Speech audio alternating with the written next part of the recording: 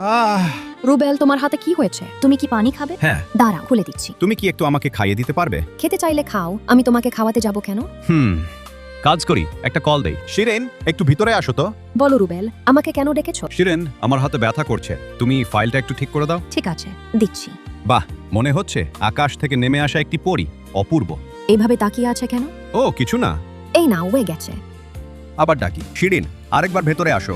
আবার কি হলো? আমার হাতে অনেক ব্যথা, শার্টের বোতামগুলো লাগাতে পারছি না, তুমি একটু লাগিয়ে দাও না। 12টা বাজে, অনেক কাজ, আমি যাই। চলে যাচ্ছ? শিরিন, আরেকবার ভেতরে আসবে? আরেকবার আসো প্লিজ। তোমার কি হয়েছে বলো তো?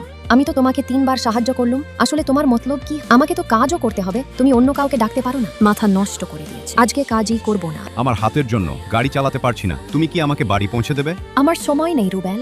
একটু হেল্প করো প্লিজ। ঠিক আছে, চল। রুবেল, পৌঁছে গেছি। শিরিন, আমি ওই দোকান থেকে নুডলস কিনবো। আহা রুবেল, তোমার এত কাজ কেন? তাড়াতাড়ি নামো, আমার সময় নেই। আমি তো তোমাকে বাড়ি পর্যন্ত এনেছি, আর কি চাও? ওকে, নামছি। হ্যালো শিরিন। হ্যালো রুবেল, আবার কি হলো? শিরিন, আমি সিঁড়ি থেকে পড়ে গিয়েছি, তুমি একটু আসো প্লিজ। কি রুবেল, তুমি ঠিক আছো? ও, তার মানে তোমার কিছুই হয়নি। তোমার উদ্দেশ্য কি? শিরিন, আসলে তোমাকে ভালোবেসে ফেলেছি, কিন্তু বলতে সাহস পাইনি। আমি রাজি। তাহলে বন্ধুদেরকে একটি সাবস্ক্রাইব করতে বলো।